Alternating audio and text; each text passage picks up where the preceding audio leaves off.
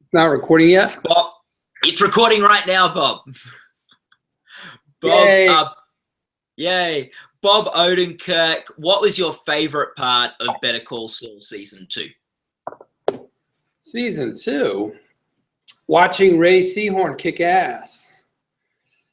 The second season was focused in a lot of ways on the Kim Wexler character, and it was really wonderful to watch Ray do such a great job, which I knew she could do, but still, I mean, they really brought a lot of depth to that character, and it's just fun to see her do great. She's a great, great person and a great actress. And, you know, people spend their whole careers not getting work, you know, that maybe can take them as far as they can go. And Ray certainly has been somebody who's done a lot of work, but mostly in comedies. And it was so great to see her, you know, really get to show everyone how far she could go as an actress and how much she could reveal and how smart she is as a performer. So that was the best part of the season. Although the comedy of it was really fun for me too. The stuff with Jessie Ennis. Do you know Jessie Ennis? She plays the girl in the law firm who's giving me shit, the young girl. Your minder. The minder. And she actually, I knew her when she was a baby because her father is John Ennis, who was in the cast of Mr. Show. And so Jessie's first time on TV was in Mr. Show when she was a baby. And she played a baby in a sketch. Oh, and she was sort of babysitting you in Better Call Saul this season. I know. So great. So great. And like, I guess you're saying how great it was for Ray, but like this role for you in Better Call Saul and Breaking Bad too, you've had more experience with comedy and people probably know you better from comedy, and this has given you a chance to show more dramatic chops, especially in a high profile role. What's that been like for you, sort of flexing those dramatic muscles? Yeah, for sure. I mean, I've never had anything close to this. I've done some parts in movies and TV shows. I think the closest was in the first season of Fargo. That character, you know, showed a lot of a personal, you know, a depth of a character, and was very earnest, even though he was kind of funny, certainly as you met him. But yeah, you're right. Yeah, it was an amazing thing for me to have. I think, though, you know, I got to do that first season of Better Call Saul and really dig in right from the start, really. And so just the fact is, on the second season, it was just neat to see Ray get that opportunity. You never know what's going to happen for anybody in this show, but you certainly don't know what's going to happen for, you know, fringe characters or secondary characters. I mean, she's a love interest, and she could have operated in the story just as she was, as a point of reference for my character to yearn for and to try to win over. But to see her character get enriched, to see her have a weak side to her, to see her have her own sort of personal interior issues, fucking cool. Yeah, and like she really was like the thing, like especially with your character, with Jonathan Banks' character, we all had expectations as to a role they might serve on the show, which is sometimes subverted, but like with her, there were like no expectations, and to see her become a character in her own right this season rather than just one that would serve the other characters was pretty exciting. Yeah. Yeah, that was the big highlight. You know, working with Michael McKean is always a highlight. And I would say getting some more Breaking Bad characters in the world was really fun. I mean, every time you read that in a script, and I think we all know what's coming up now, because of the acronym thing that they did. You know what I'm talking about? Yeah.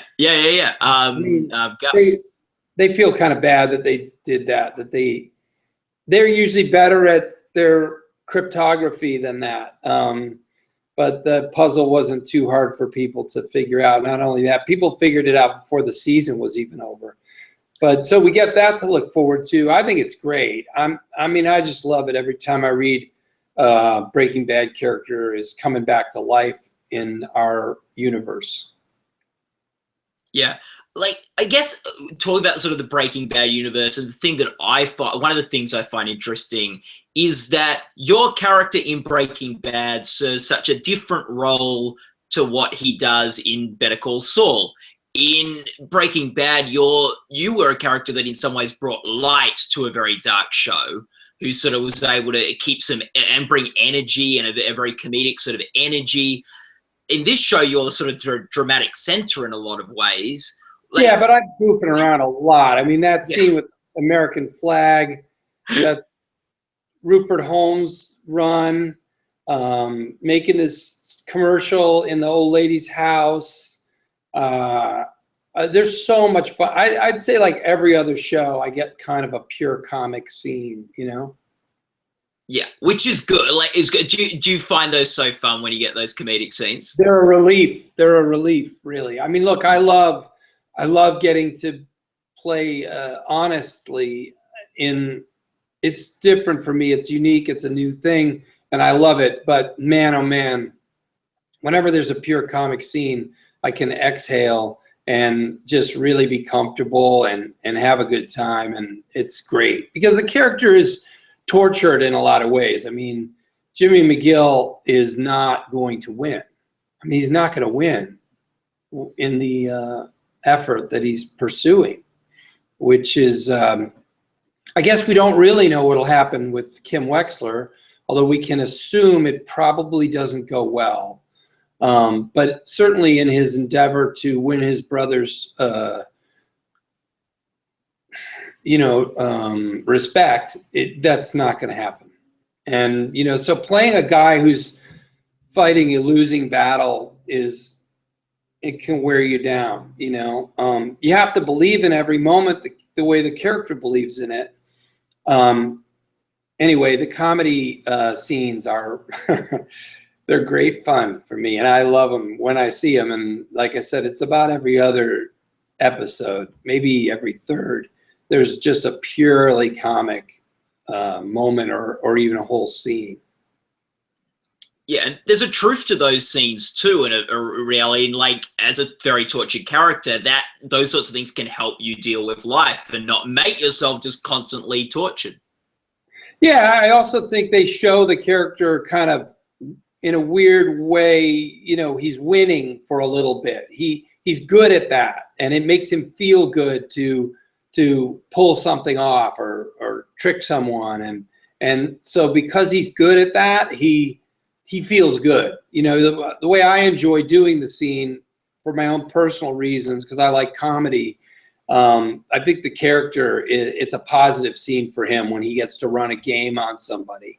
And that's really nice to inject the show with that. The scene with the cops where I'm talking about the pie sitting, that's a character really running and feeling good and just, what's the phrase, in the flow? You know what I mean? You know what that phrase means? That's a new thing, by the way, if you don't know it. You know what flow is? Yeah. Yeah, it's like this thing. Did Malcolm Gladwell cook it up, or is it just a zeitgeist thing? I don't know. I think Malcolm Gladwell cooked it up. So that's when you're seeing Jimmy McGill in his flow.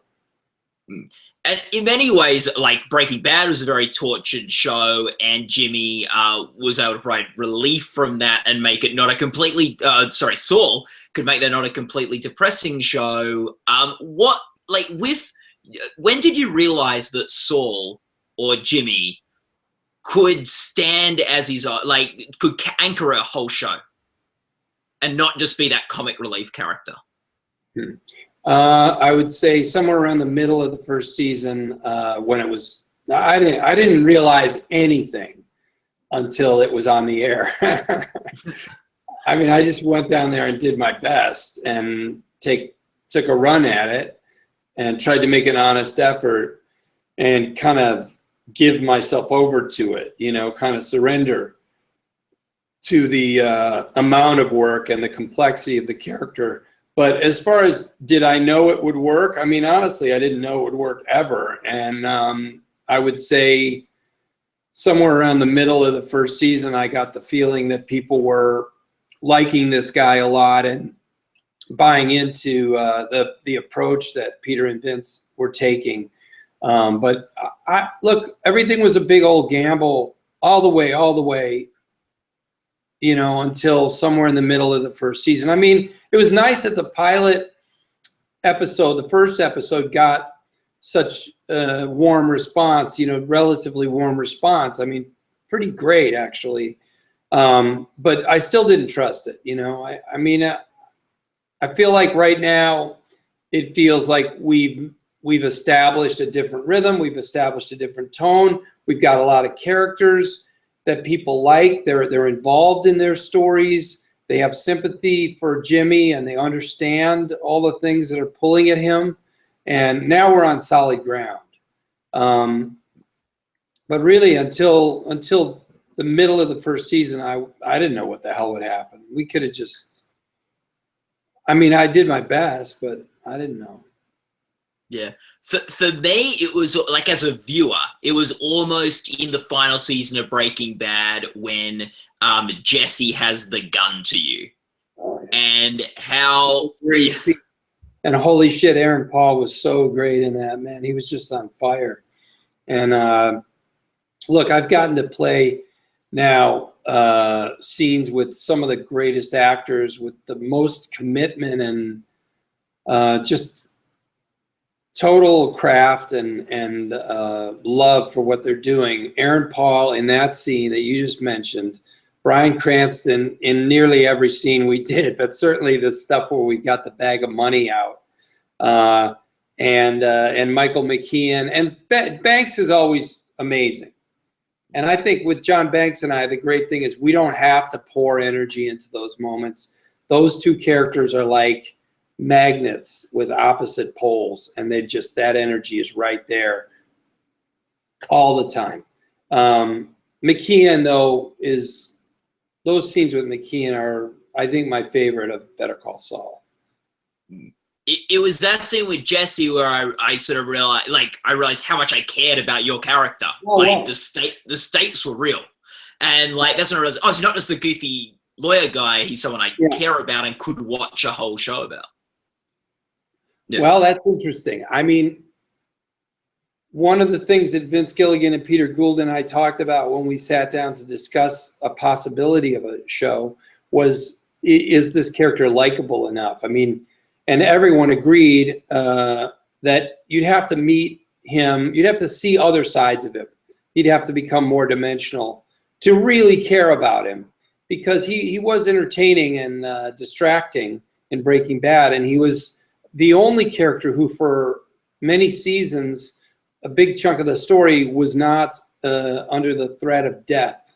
He was just making money. So it was all a big joke to him. The only people who were in danger were Walter White and, Jesse, and he didn't care about Jesse, and he only pretended to care about Walter White. So he was funny. He was riffing kind of all the time. He was kind of, the danger was at arm's length for him. So a breath of fresh air to Breaking Bad. But then to come into his own, have a show that's all about him, you'd have to just find out more about him. But it's an amazing thing that Vince Gilligan and Peter Gould made him such an empathetic character. I mean, he really is somebody that I think a lot of people seeing Saul Goodman in Breaking Bad, the notion of relating to that guy seems impossible. Like, how could I ever relate to that guy? I mean, I could laugh at him, but I don't think I'd ever like him or really want him to win. He's just a manipulator, just trying to get what he can out of every moment. But these guys did an amazing job, and I mean, I don't think it's a disconnect from who I played in Breaking Bad, but part of that is because in Breaking Bad, you only saw him in his office. You only saw him at work.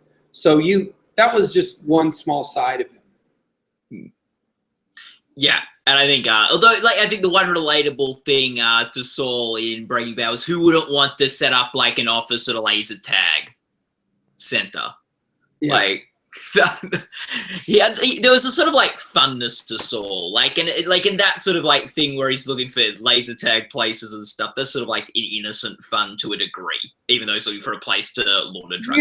Yeah, but he was in it for himself. I feel like when I played Saul in Breaking Bad, when you got down to motivations, when you looked at a monologue or you looked at a scene, it was always very easy. The motivation was to make money off this guy, off this situation. How do I benefit myself financially off this situation? Later on, when the danger came closer to the character, there was mixed in this other motivation of like, oh, this whole thing looks like it's going to blow up, and I just want it to go away now. But for a great deal of Breaking Bad, the only motivation I needed was I'm just trying to get these puppets to do what I want them to do, and that will yield me the greatest amount. So so I really think it was a lot of work to make him a hero in Better Call Saul, and not just a character who you find entertaining in the grand scheme of things, in the underworld of Albuquerque. You know? What is, I think there may have been a change in regard to this over the course of the 2 seasons, but what is Jimmy's motivation in Better Call Saul? Better Call Saul? I'm sorry, Yeah. I have a word sticking in my head. Here, let's turn it this way. Yeah, let's do it. Want to see something cool? Yes, let's see something cool. Look at this. Do you know the movie The Bicycle Thief? Yes, I haven't seen it. Well, it's a great movie, and that's an art card from a lobby. That's a lobby card from The Bicycle Thief. Can you see it? Or is it too... No, we can see it. Yeah. It's very cool. You should see that movie. Okay, what was your question? My question was with what's Jimmy's motivation in Better Call Saul? What's Jimmy's motivation? As it starts, his motivation is to get his brother's respect. He really has decided, I'm going to win this guy's affection and respect, and I can do it, and I can, knuckle down and stop being sort of trying to cut corners, and I can win my brother's respect. And then in the second season, well, I guess he's very angry at his brother, and he doesn't quite know what to do with that relationship. But that's when his relationship with Kim becomes bigger and more important to him, because she's the only person he loves in the world he's in. His brother's hurt him so much that she becomes paramount to him. The most important thing. So then it becomes about getting Kim on his side and getting to be with her and getting her appreciation, and as it turns out, trying to get some revenge on his brother. But yeah, I mean, those are two very specific motivations, but in a general way, he's a character who, as a young person, has been pushed aside and discarded by his brother and by what he considers kind of acceptable, like the cabal of decent society, whatever. He is a fringe character, and he just resents feeling that way, and he wants to be a part of the system that he feels ignored by and undervalued, certainly, by. So, when you think about Saul Goodman, you think about a character who's just rejected kind of society's norms of good behavior, and decided, screw that, I'm just in this for myself. And he's very mercenary character. So to become that mercenary character, that person who doesn't do things for some greater ideal, some pursuit of a connection and the appreciation of the people around him and society, sort of at large, society's norms. That's the goal, that's the journey sort of here, is that how does this guy just decide, screw everyone, and I'm just going to be incredibly selfish and self-interested person and hang everything, That's the journey. Now, that might not be the end of the journey, because as you've seen from season 1 and 2, we join up with Gene, the character he becomes after Breaking Bad, and that character has nothing and is feeling completely isolated and empty. And perhaps, I don't really know, there's a journey to be discovered there where he reconnects with people, because he's not dead, but he's also really unhappy and scared. Yeah, and I think the big answer to whether Better Call Saul is going to have a happy ending or a sad ending or a bittersweet ending will be in those Nebraska scenes. Will be in those you're right. I think you're right. Now I'll tell you this: whether it has a happy, sad, or bittersweet ending, nobody knows, and certainly Vince and Peter don't know. But I do think that Breaking Bad's ending was just an explosion, really. Just everything died. So it was really sad. It was really sad. So maybe they want to have a different tone here, just to do it, just for variety. I don't know. We'll see. I think they like Jimmy McGill a lot. They like the character, and so they don't want him to end horribly, I don't think. But yeah, I think I think Breaking Bad was such a thriller that sort of ending made a lot of sense for that show. And necessarily that, even though Better Call Saul has a lot of similar sort of tones in a lot of ways, it's not really the creation of a supervillain, like this great anti-hero of all time and this great thriller, which has to necessarily all blow up at the end. I think you're right. Yeah. In fact, I don't know if you can really put this show in any kind of genre at all. So as a result, where it goes and how it gets there is extremely unique. And I'm just thankful people are giving it a chance.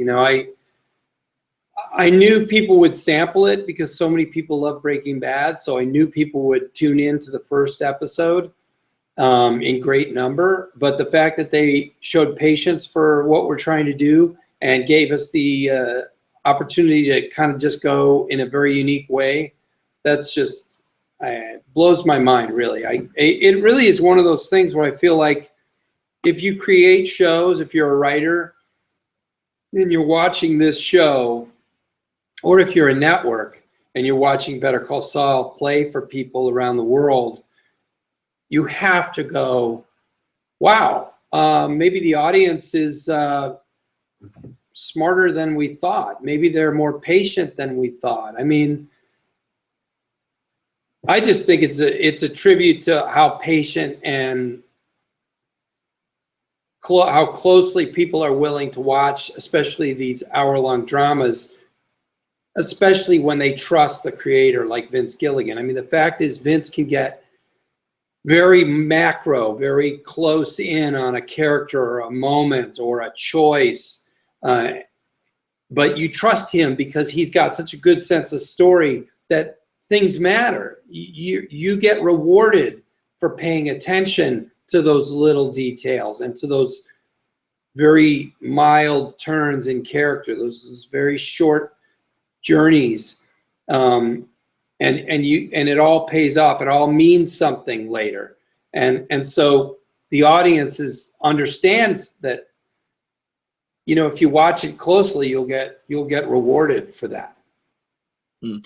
Now, you've talked a bit about the Kim-Jimmy relationship. You said she's really the only person he loves anymore. And in some ways, as a viewer watching the show, she seems to be the only person who believes in Jimmy. And in a lot of ways, like, he's a character, and I think, like, the thing that I connect with most is he's a character that feels very misunderstood and undervalued in the world he lives in. And she's the one person who does that. Is there a scene, do you reckon, this season that sort of typified that sort of relationship? Oh, yeah. I mean, when well, there's two. The scene where we con the guy in the bar, and she goes along with it and clearly enjoys it. And then there's the scene where I admit to my brother, or rather, to the scene where Chuck accuses me of this, subterfuge and he gets every detail exactly right. And she's standing right there listening to this, and she sides with me in the room. She kind of protects Jimmy and refuses to hear Chuck and his story, even though, I don't think I give it away. I don't think Jimmy gives away that Chuck is telling the truth, but Kim's a really smart character. And so you see that scene and you think, wow, she's really on Jimmy's side, and she won't even hear this story that's true, that we know is true. And then they go sit in the car and she punches Jimmy in the leg. And like, oh, she knew it was true. And she still defended Jimmy because she thinks that in the grand scheme of things, she likes Jimmy, and Chuck has been a shit to his brother and maybe deserves some bad mistreatment on that order. And anyhow, she sides with him, and that's just an amazing revelation. And it's done without being spoken, but what went on. That she knows he lied, and she did not like having to defend him, but she did. I think it's really a great relationship in that you've got, like, she disagrees with him sometimes, but she's in his corner at the same time. That you sort of they can balance both those things. That sort of brings us a bit to the Jimmy Chuck thing. And do you want to just touch on that scene at the very end of the season, the big twist, massive monologue you got to do at the end, where you pretty much explain your character's motivations and you go through everything? What was that scene like to do with Michael? Wonderful. I mean, the most rewarding scenes are those really deep, honest revelations of character. They have to be earned, or they have to be pressured. They come out of a kind of a pressure situation, and so you have to feel all that pressure, because people don't just admit to their deepest motives that they're aware of or vaguely aware of, unless they're really cornered. And so they're hard to do, and they take a lot of focus, but they're really rewarding. When they're done, you feel like you really did something unique and you went somewhere outside of yourself. And so I love doing those scenes, but I love the comedy scenes too, because it's a break. It's such a nice break from being serious.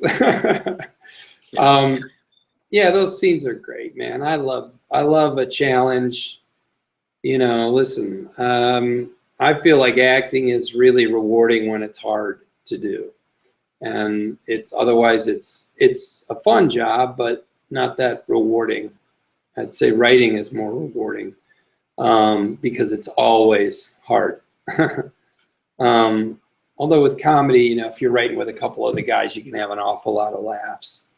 But yeah, I love doing those scenes. And of course, McKeon is at the top of his game and such an experienced actor. And those people raised my game. Working with Bryan Cranston or Michael McKean, you just get better because they're just bringing the bar up to here, and you just meet them. You try to get there. Just so you know, Bob, we've been recording this whole conversation. No, this is all private between you and me. I'm not. No. I don't want anyone to know any of this. Yeah, it's too late, Bob. It's big. Cut out all the insults. Yeah. Yeah, we will make sure. Hopefully, Ray Seahorn will never hear this. Hate for her to know how much you liked her performance this year. Yeah. So anyway, I've just got a couple of questions that came in for us to ask you, Bob. Can you tell us the story briefly of the first time you performed stand-up? First time you performed stand-up comedy? Oh, yeah. It was at a club in Elmhurst, Illinois called Who's On First. I don't think it's open anymore. And they had an open mic night, and I went there and I did stand-up. I think there was a picture of me doing it somewhere. I have a picture. I don't know how I got that. And I have like a wig on for some bit. I was probably doing a character. But it was, listen, I've always loved sketch comedy more than stand-up. I've done stand-up, not very well. I guess I consider myself an amateur stand-up forever. It's just, I can't get my voice kind of refined enough in the stand-up arena. But I do like it. It's a chance to get up and do your bits for people. Yeah, so that was the first time. I was probably 20 or 21. That's cool. Michael, that question came from Michael McCann when we spoke with him last week. What? He said, yeah. Well, I'm sorry for my boring answer then, Michael. Yeah, he also said, I could ask who the world's worst extra was, but you're probably tired of that question. So funny. This guy in the Ben Stiller show in the TJ O'Pootertoot sketch. TJ O'Pootertoot. Go type it into YouTube. I'm not sure if the sketch is up, but there was a guy in the background. It was a restaurant, and they were supposed to be eating, and there was this guy, this old dude in the background, and it was a restaurant that served big hunks of meat. And he was sitting with an older woman, and he was a real sweet guy. So not a jerk, but they would say action, and they were supposed to mime that you're talking to the person, at your table, and mime that you're eating, But he would stab this giant hunk of meat with his fork. When they'd call action, he'd stab it, pick it up, and it was huge, on the fork, offer it to her, like this is behavior nobody exhibits in real life. Offer it to his date, then bring it over to his mouth, but it's like, 6 inches away, and go. And then he was supposed to be talking, right? And he'd go like this. Yes, it's very good. It's very good tonight. Like he'd start talking, and then we'd have to say cut, and we'd have to say to him, and he was an old guy, don't actually speak, just mime that you're talking. Don't speak. Oh yes, I'm so sorry. And then he would pick up his drink, his beer, and he'd offer it to his date. Then he would go to drink it, but again, it was 10 inches away from his face, and we were just loving every second of this guy. And I wish we had trained a camera on him and done the whole sketch, but we kept having to say cut and try to act like a person. Another question is, how long have you been such a vivacious reader? Voracious. Yeah. Vivacious would be, I don't know, a juicy reader. I'm a voracious reader. I read a lot. This thing is stacked on books right now that I'm reading. Here's what I'm reading. My Struggle, book 3. It's great. Sapiens. You got to get this book, everybody. Great book. Haven't read this yet, The Gene, but I'm going to check it out. And A Manual for Cleaning Women. Great short stories. And also, that's it right now. That's it. Actually, there's more. I'm reading this great book about the Beatles. And you guys, if you like to read about the Beatles, this is the book. Ready? Here we go. Tune in. This is the book you got to get about the Beatles, not the other stuff. It's crap. How long? Oh, since I was a little kid. I read like I read a lot. I just read all the time. It's great. And what was the first book you ever read? Can you remember? Kick, Pass, and Run. Yeah. A little book about sports. Kick, Pass, and Run. Ah. You And can that, look like, it up. It's a kid's book. It's a learning to read book, you know. Yeah, yeah. And like, is there a book that sparked your like passion for reading? I mean, On the Road and Catcher in the Rye were both books that. But I read when I was a little kid. I mean, yeah. I mean, I just always just read like crazy. And I assume that big pile of books you just showed us you will knock over this afternoon, because I hear quite a...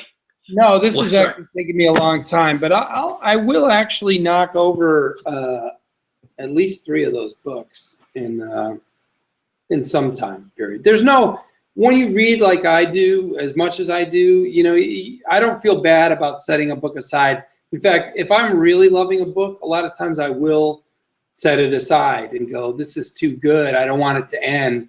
And I know it's just sitting there, and I know I can pick it up, and I know this great thing will be there waiting for me. And so, you know. Yeah, because we got those questions in from Ray Seahorn. Oh, this is what I'm really reading right now. I'm going to rip through this. This will be done in 2 days. This is such a great book. Such a great book. God, it's unreal. I'll be done with this in 2 days. We got those questions about reading from Ray Seahorn. She says you are the quickest reader she knows. So. I don't read that quick. I don't read that. And she says yeah. Well, sorry? I understand how it feels, how it appears to people. It appears as though I'm reading a lot. I am, I suppose, relatively, but it's still not that much. She says she can't understand how you can read so much while memorizing these massive monologues on the show that you've got to add different layers to it. I actually cannot read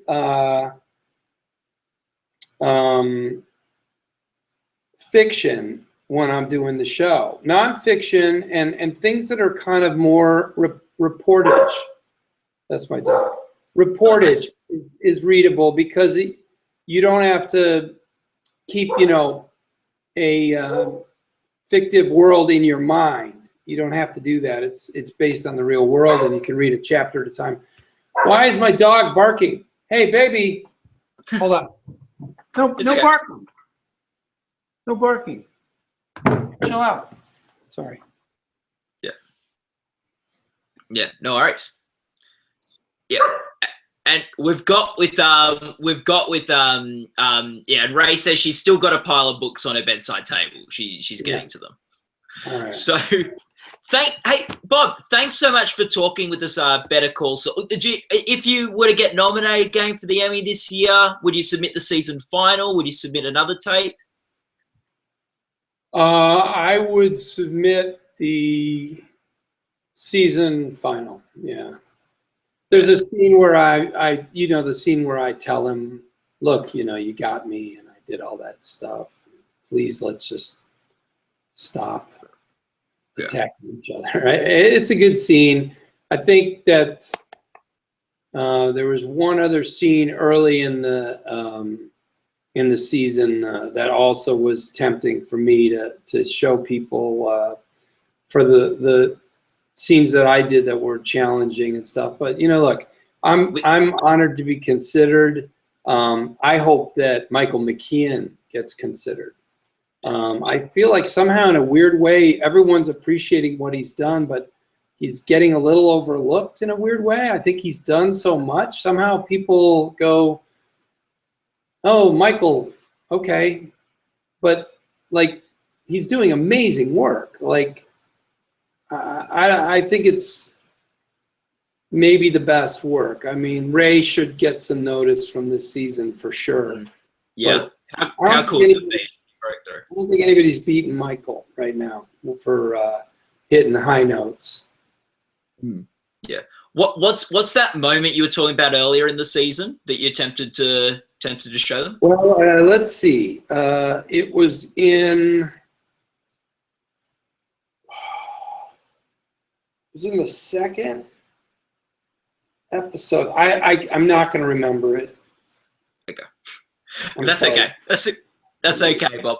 And it would have been really cool to get nominated for drama series last year, especially after, it is sort of, to some degree, could have been in Breaking Bad's shadow and not lived up to, that had such an acclaimed final season. It must have been nice to get in as Better Call Saul as well. Listen, it was validating, but I want to tell you that I think when it comes to these awards and for our show, I think writing-wise, it deserves attention. Those guys, Vince Gilligan and Peter Gould, and all the writers have really done something special here. I think the audience deserves an Emmy. I don't know how you give that many Emmys out, but they really deserve an Emmy for giving us the chance and for watching on a very intelligent, sensitive level. And then I think that when it comes to the actual work, the show, I feel like the story needs to get somewhere a little more rewarding for. We need to come to some fruition on our story before people are going to really give the actors the nod, because the show is really such a discovery and it's so finding itself, and there's almost a feeling that it's really great. It has great integrity, but I'm not real sure what it is quite yet. And I think that's a legitimate feeling to have. I think that's how the writers feel. And I'm just glad people are along for the ride. So I hope Ray Seahorn gets noticed. I hope Michael McKean gets noticed. And I hope that in a year or two, we all get to earn a real award, But until then, I'm just thankful for any of the notice we get. We're in the middle of it. We're still finding it. So that's what I want to say. Thank you for this. Yeah, no worries, Bob. It was great chatting with you, and all the best for the Emmys and all the best for future seasons of the show. And obviously with Bob and Dave is also going to be eligible this year. So all the best, Bob. It was so much fun talking. Thank you, buddy. Thank you. See you in Sydney. Yes. Okay.